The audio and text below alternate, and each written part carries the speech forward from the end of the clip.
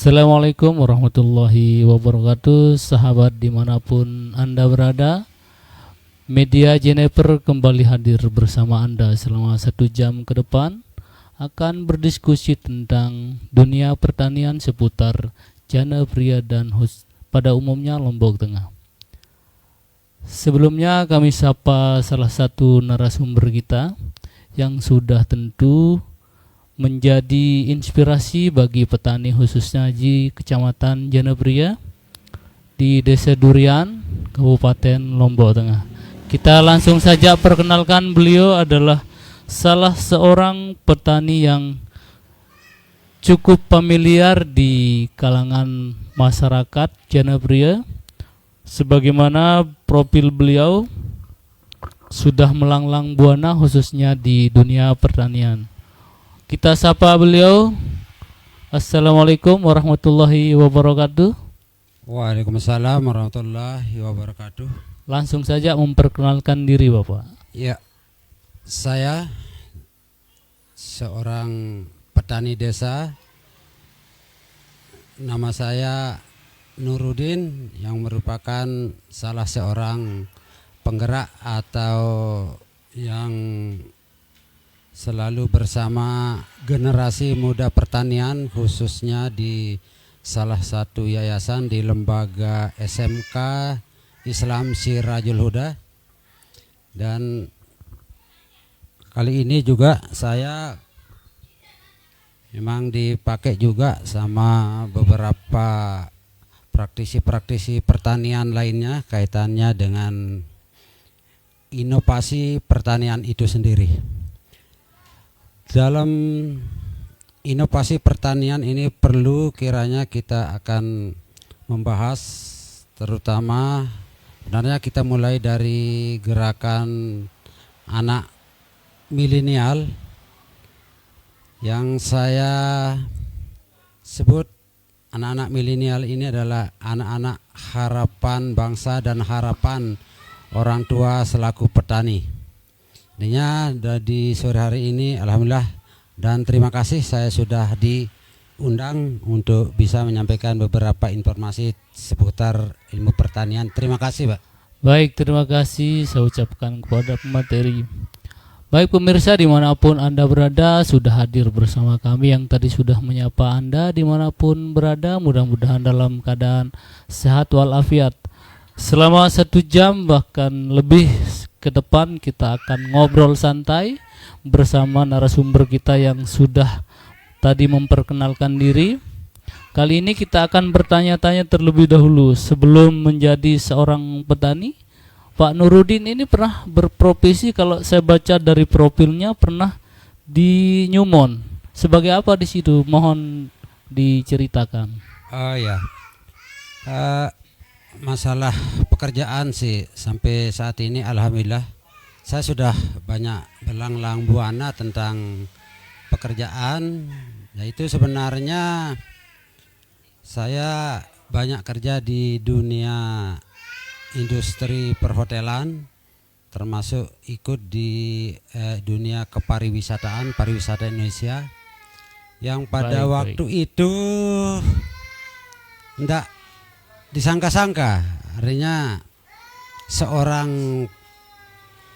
anak desa melanglang buana ke sana kemari ke beberapa perusahaan-perusahaan yang bergerak di pariwisata, sekarang kok menjadi petani gitu. Iya. Itu sangat menarik. Jadi pengalaman dari pariwisata, kemudian pernah menjadi koki dan sekarang menekuni dunia pertanian. Tentu itu hal yang sangat luar biasa dan patut kita contoh. Baik Pak Nurudin, bisa Anda ceritakan kami tanaman-tanaman apa saja yang pernah Anda... Oh ya, sebelumnya tadi Bapak saya tangkap bahwa Bapak merupakan salah satu pendidik bahkan penggagas untuk salah satu jurusan di SMK Sirajul Huda. Yang tadi saya garis bawahi adalah agribisnis. Seperti apa dan tanaman apa saja yang sudah dipraktikkan di SMK Sirajul Huda? Saya di sini agak berbicara lebar panjang. Kita isinya return dulu Artinya saat tadi saya sebutkan saya di industri pariwisata kaitannya dengan Newmont Nusa Tenggara, salah satu perusahaan yang ngesub di sana. Dia itu PT Prasmanindo Boga Utama Jakarta. Siap. Di sana alhamdulillah posisi saya di dapur, di kitchen department. Siap. Sehingga di sana banyak sekali beberapa jenis tanaman ataupun sayur-sayuran yang kami butuhkan untuk para pekerja yang ada di Newmont waktu itu. Saya terinspirasi sekali dengan tanaman-tanaman. Jadinya sementara kalau tahun saya ada di sana itu, karena di seputaran Sumbawa maupun Lombok itu masih jarang sayur yang bergengsi istilahnya. Siap. Misalnya mau bikin salah satu makanan capcay saja. Iya. Jadinya untuk capcay kan ada beberapa jenis bahan yang istilahnya bahan dari luar. Sementara itu yang menjadi inspirasi saya sendiri. Apa yang ada di depan saya waktu itu. Siap. Ada beberapa jenis sayur-sayuran, ada pakcoy, ada wortel, kentang, termasuk sayur-sayuran juga, sawi juga ada.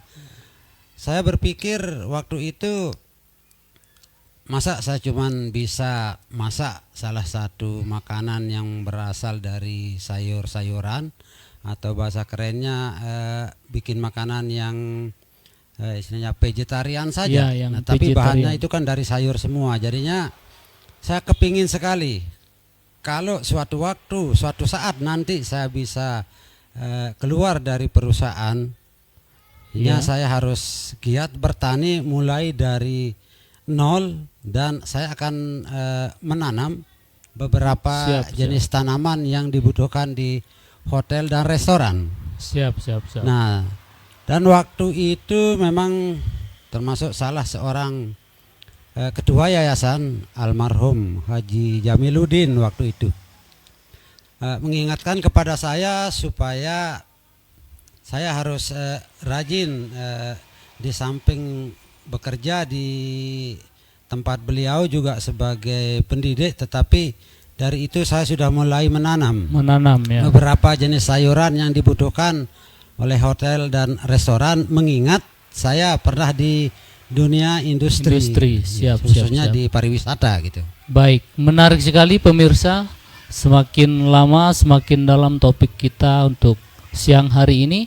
Dan tadi beliau sudah menyampaikan, berarti Bapak mulai menerapkan inspirasi yang dulu Bapak dapatkan di Newmont itu dari rumah dulu ya, dari halaman rumah, bahkan di sawah pribadi begitu, sebelum Anda kembangkan menjadi Anda kembangkan di SMK.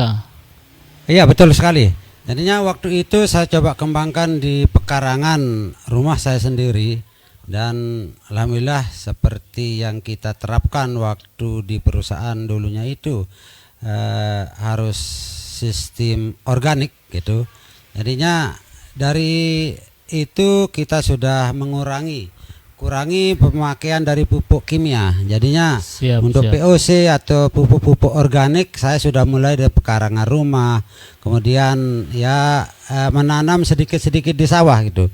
Nah, lambat laun ada beberapa kegiatan yang saya lakukan pasti akan ada manfaatnya ke depan. Contohnya setelah beberapa waktu saya bercocok tanam sendiri di rumah, dan secara kebetulan di salah satu yayasan di mana saya sebutkan tadi almarhum Haji Jamiluddin, Yayasan Sirajul Huda membuka lembaga sekolah SMK yang jurusan ATPH, Agribisnis, Tanaman Pangan dan Hortikultura. Baik, saya potong dulu sedikit Pak Nurudin. Jadi pemirsa, demikian tadi itu sekelumit seperti apa beliau, background beliau. Sebelum kita masuk ke tema diskusi kita kali ini, beliau tadi sudah menceritakan sedikit background beliau, mulai dari perjalanan karir beliau sehingga sehingga hingga detik ini masih aktif sebagai guru bahkan pembantu kajur di SMK Sirajul Huda. Baik, sekarang kita akan langsung menuju ke tema diskusi kita pada sore hari ini, siang menjelang sore hari ini, yang bertema memantik semangat petani desa. Untuk lebih semaraknya acara kita hari ini, mari kita buka dengan sama-sama Bismillahirrahmanirrahim. Mohon maaf kita buka karena tadi asik ngobrol bersama beliau, akhirnya acara kita lupa kita buka. Baik, kembali ke tema Pak Nurudin, memantik semangat petani desa. Ini suatu hal yang sangat menarik, bagaimana petani desa yang saat ini kita amati sudah mulai berkiblat pada satu jenis pertanian saja, yaitu tembakau, bahkan ada dua begitu, tembakau dan padi. Nah, sekarang yang ingin saya tanyakan, bagaimana Pak Nurudin memantik semangat kepada petani desa, karena sejauh ini pengamatan kami sehingga mengundang Pak Nurudin sebagai pemateri, banyak hal yang sudah Pak Nurudin coba, seperti banyak sekali jenis sayuran yang termasuk kebutuhan sayur. Seperti apa Anda memantik semangat petani yang ada di desa ini supaya tidak berkiblat pada satu jenis tanaman saja? Monggo dijelaskan. Ya, terima kasih. Ini sebenarnya tugas daripada seorang PL gitu, petugas lapangan atau yang bergerak di Kementerian Pertanian, tapi ya tidak apa-apa. Saya sendiri selaku petani yang aktif di pertanian, dan sekali lagi terima kasih atas undangannya, dan saya bisa menggambarkan sebagai berikut. Beberapa tahun terakhir ini tentang dunia pertanian, yang ada kan cuman tembakau pada musim kemarau dan padi pada musim hujan. Dan ini alasan petani-petani di sekitar sini istilahnya kalau di sebelah timur kali gitu kan, jadinya kita tidak punya irigasi. Bahkan saya sendiri sudah berani menggunakan irigasi itu dengan menggunakan irigasi PDAM. Saya berani sebab saya sudah melakukan beberapa kali di musim kemarau, walaupun bayarannya sampai 5 maupun 600 per bulan tidak jadi masalah, tetapi hasil yang kita akan dapatkan. Ya, saya kembali di sini itu sebenarnya saya sudah mulai beberapa tahun, bahkan kalau menurut hitung kalender saya sudah 3 tahun terakhir ini saya coba berubah untuk menanam tanaman yang kira-kira tanaman apa yang cocok di musim kemarau. Selain tembakau, sebab di tembakau ini saya sudah termasuk aktif dalam menanam tembakau, tapi udah beberapa tahun terakhir ini saya coba merubah mindset berpikirnya para petani. Iya, mindset ya, jadinya ya. Kita istilahnya migran dari tanaman tembakau itu sendiri, bagaimana untuk bisa menanam ke tanaman yang lain, contohnya di hortikultura. Iya. Dan sebenarnya masih pada saat ini istilahnya banyak petani-petani yang masih katanya rugi kalau dia tidak menanam tembakau, tetapi kalau dia aktif untuk menanam hortikultura itu jauh lebih tinggi hasilnya daripada tembakau itu sendiri. Contohnya di cabai saja. Kalau di penanaman di cabai dibandingkan sama tembakau itu kalau sekarang mulai pemetikan saja. Perbandingan apa istilahnya biaya itu mulai tembakau baru mulai pemetikan, kemudian di cabai itu baru mulai nanam. Termasuk biaya pestisida, insektisida, termasuk nutrisinya juga.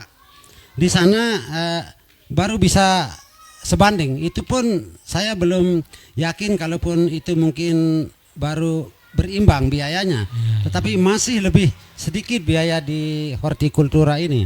Itu hasil pengamatan saya gitu.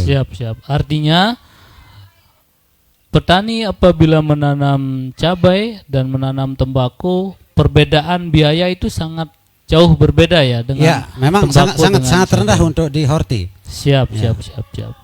Berarti itu alasan Pak Nurudin berani bermigran ya dari Iya. awalnya sebagai petani tembakau walaupun sekarang masih tercatat aktif, tetapi berspekulasi mencoba menggugah atau memantik semangat petani agar berusaha mencari celah-celah lain ya. Walaupun petani tembakau itu masih sangat membantu bagi masyarakat. Dan itu juga kami sekedar Coba-coba apa ya. bukan mencoba, tetapi justru kita menjalankan yang istilahnya petani sekarang itu harus maju, mandiri dan Maju, modern mandiri, gitu. luar Nah, biasa. sehingga itu yang sebenarnya memacu kita di pertanian itu, jangan kita tunggu orang lain, tapi betul-betul mandiri gitu. Siap, Tetapi siap, bagaimana kita melakukan secara modern itu.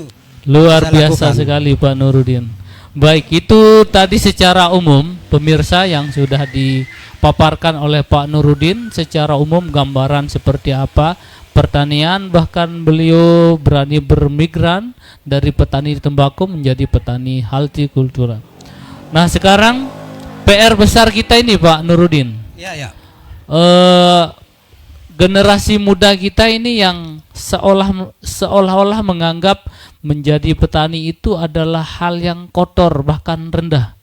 Nah, seperti apa pandangan Pak Nurudin dan apa kira-kira kiat yang bisa memupuk semangat generasi muda kita agar kembali menjadi petani seperti sedia kalanya para orang tua kita dahulu? Ini sebenarnya pertanyaan yang termasuk agak sulit bagi saya, tetapi tidak ada yang sulit bagi saya di dalam ilmu pertanian itu. Artinya gini, memang untuk tahun kemarin juga di lembaga di SMK Sirajul Huda kita sudah menanam beberapa bawang menggunakan polybag yang dasarnya polybag gitu. Nah, kemudian itu hasilnya itu setelah kita mengajak anak-anak muda bercocok tanam, menanam bawang terutama pada waktu itu, bahkan baru-baru kemarin ini selesai. Dan alhamdulillah hasilnya langsung mereka dapatkan. Jadinya masalah biaya di dalam pertanian khususnya anak-anak yang sekolah, kaitannya dengan uang saku gitu dia enggak pikirkan. Bahkan karena lembaga di sana ada beberapa temannya termasuk ketua OSIS-nya juga berinisiatif untuk sekedar mengumpulkan berapa sih hasil daripada penjualan hortikultura itu sendiri, itu dikumpulkan selama 2 atau 3 bulan, bahkan untuk 1 semester 6 bulan itu anak-anak sudah bisa menyewa bis untuk pergi rekreasi ke tempat wisata-wisata lainnya, kadang-kadang ke wisata agro juga termasuk di Sembalun dan beberapa tempat. Bahkan untuk tahun kemarin juga kita sempat bawa beberapa orang anak ke Bali gitu, permintaan dari beberapa perusahaan pertanian di sana. Kita ndak bingungkan dari mana dia ongkosnya, terus biaya hotel, makan dan lain sebagainya, termasuk beberapa akomodasi yang harus dia butuhkan sama anak-anak itu sudah istilahnya sudah ditanggung sama mereka di sana. Yang penting kita mau berjalan saja. Nah, sehingga itu yang menjadi motivasi kami, dan juga saya pesan kepada anak-anak ini supaya dia mengajak teman sebayanya bagaimana di dunia pertanian supaya bisa dimajukan, supaya bisa terrealisasi dengan semboyan tadi itu, yaitu maju, mandiri dan modern. Gitu. Ya. Ini luar biasa sekali. Ternyata Pak Nurudin ini pengalamannya sungguh luar biasa, karena memang dari tahun ke tahun sudah melanglang buana mencari pengalaman, dan sekarang aktif sebagai seorang petani, bahkan menjadi seorang guru di SMK Sirajul Huda Paudanda. Baik, kembali ke topik memantik semangat petani desa. Jadi tadi dengan mengembangkan beberapa jenis tanaman yang Bapak terapkan di sekolah, salah satunya tadi ada tanaman bawang, cabai, dan lain sebagainya. Dulu pernah, kalau kami baca di beberapa media sosial, khususnya di media sosial miliknya SMK Sirajul Huda, bahkan di YouTube sekalipun pernah saya lihat ada tayangan-tayangan di saat Anda panen, ada kembang kul, kemudian itu besar-besar sekali. Seperti apa prosesnya itu? Mohon kami diceritakan kembali, karena belum Pak Nurudin sendiri selaku pegiatnya di situ. Ya, memang pada waktu itu karena seperti saya bilang di awal tadi, jadinya beberapa jenis tanaman, sayur-sayuran itu bukan hanya bisa di Sembalun sana atau di Bali maupun di dataran tinggi gitu, tetapi sebenarnya dimanapun bisa ya, termasuk di salah satu di tempat kami di sekolah juga. Tapi itu tergantung dari bagaimana pengolahan tanah, kemudian nutrisi yang dipergunakan juga itu sangat mempengaruhi, dan secara kebetulan juga di kembang kul. Nah, di sana ada kita dua jenis tanaman yang istilahnya saya istilahkan serupa tapi tak sama, Pak. Serupa tapi tak sama. Maksudnya gimana itu? Ada kul sama kembang kul sama brokoli gitu.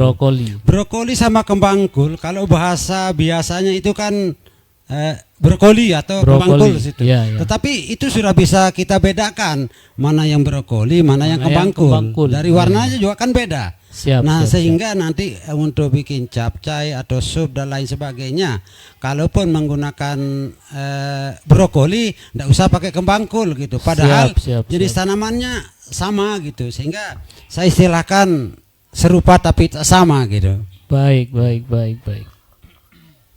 Baik, untuk anak-anak sendiri yang sekarang masih menjadi siswa di SMK Sirajul Huda, itu dulu ketika Pak Nurudin sebagai guru dan kajur sekaligus yang sempat kami baca di sini, dulu pernah tanah yang di belakang sekolah itu dulu bebatuan dan secara zahirnya tidak bisa ditanami apa-apa, tetapi kok bisa brokoli dan tanaman lainnya kok bisa tumbuh? Prosesnya gimana itu? Mohon diceritakan. Ya, itu termasuk istilah kerennya the processing of the media gitu. Media tanah dalam bagaimana memproses sehingga kalaupun tanah berbatuan, tanah liat merah, memang di belakang sana itu dulu itu semua orang tahu bahwa di belakang sana itu tanahnya tanah batuan, cadas bahkan. Nah, tetapi itu setelah kita olah dengan anak-anak bersama teman-teman juga, sehingga kalaupun di tempat yang berbatuan maupun di tanah liat merah itu, tapi bagaimana kita bisa mensiasati supaya media tanam daripada tanaman itu sebenarnya semua bisa, tidak ada yang istilah tidak bisa. Di atas batu pun bisa kok. Sampai-sampai ada istilahnya bercocok tanam di air juga kan bisa. Termasuk hidroponik gitu kan. Itu yang menjadi pikiran kami di sana, bagaimana supaya mengubah media yang keras supaya bisa ditanami apapun. Siap. Baik Pak Nurudin, terima kasih sekali atas waktunya sudah berbagi kepada kami. Dan terakhir mungkin mohon Pak Nurudin menyampaikan saran dan harapan kepada masyarakat Janapria pada khususnya dan secara umum masyarakat NTB terkait dengan bagaimana kekhawatiran kita tentang minimnya minat masyarakat untuk menjadi seorang petani, khususnya para milenial. Mohon disampaikan. Ya, khususnya untuk para milenial, generasi muda, harapan petani di sini bukan harapan bangsa lagi, tetapi harapan daripada petani. Ini semuanya berawal dari mungkin untuk mempertahankan ketahanan pangan nasional. Siap. Untuk mempertahankan ketahanan pangan nasional, di samping beras, jagung dan lain sebagainya, jadinya dari sayur-sayuran dan inovasi dalam bertani juga perlu kita lakukan. Dan saya berpesan kepada para kaula muda, generasi muda, jangan pernah takut untuk kotor melakukan kegiatan dalam pertanian. Siap. Di sana kita harus betul-betul berinovasi. Kalaupun seperti yang saya bilang tadi, di tempat yang tidak bisa ditanami, bagaimana caranya supaya bisa ditanami sehingga tanah itu bisa bermanfaat. Contohnya mungkin kita tidak punya lahan, Siap. kita punya pekarangan sedikit, di situ juga bisa kita lakukan.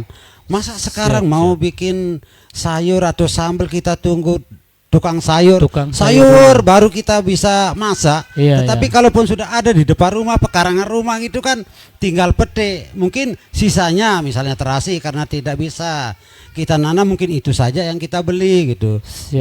Harapan saya kepada petani, khususnya bapak-bapak petani yang ada di wilayah Kecamatan Jana-Pria terutama, jangan kita memfokuskan sekedar untuk bisa menanam satu ragam daripada sayur maupun jenis tanaman itu sendiri, tetapi mari kita coba dengan tanaman yang lain yang mudah-mudahan dan insya Allah tidak kalah kok harga ataupun hasil daripada apa yang kita lakukan. Seperti saya bilang tadi, di contohnya di tembakau saja.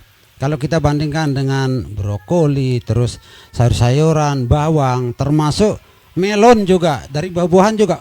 Kenapa justru orang jauh sana aja? Maka mau bikin es buah aja harus nyarinya ke Cakra atau kemana gitu. Siap. Di sini juga bisa kita lakukan. Mau yang oren, melon merah, kemudian ada istilahnya melon luar negeri juga.